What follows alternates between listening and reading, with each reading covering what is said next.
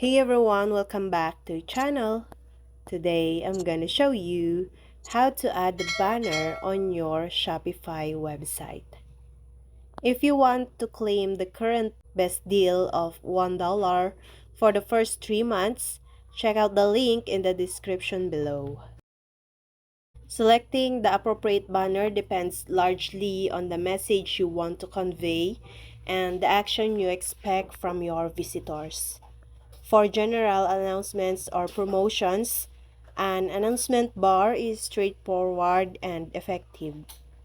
For more visual appeals, such as showcasing a new product line or a seasonal collection, an image banner could be more suitable. Announcement banners. These are typically positioned at the top of your store and are excellent for a short, impactful messages such as sales promotions, shipping information, or store updates. Given their strategic location, they capture attention without overwhelming the overall page design. Adding a banner to your Shopify store varies slightly depending on your theme and whether you're adding an announcement bar or an image banner. However, the process follows a similar structure. First, access to your store. Find the online store and then tap on the themes. Locate the theme you wish to add the banner to and click on Customize. Depending on your theme, look for the announcement bar option or a section where you can add an image banner.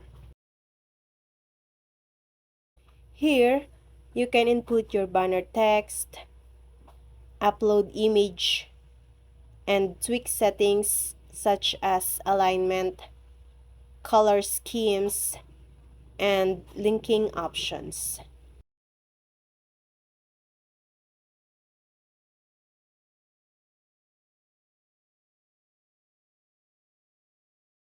Once satisfied with your banner, click on Save to apply the changes to your store. Additional tips for banner customization: keep it simple, mobile optimization, and timing is everything. Banners are a versatile and powerful tool in your Shopify store's designs toolkit.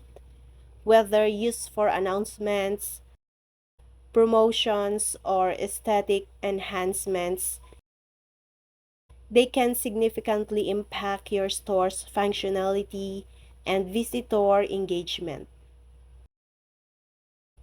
By following the steps outlined in this guide, you can effectively implement banners that resonate with your audience and contribute to your store's success. Remember, the key to an effective banner lies not just in its design, but in its strategic placements and message clarity. And that's all. I hope this video helped you guys.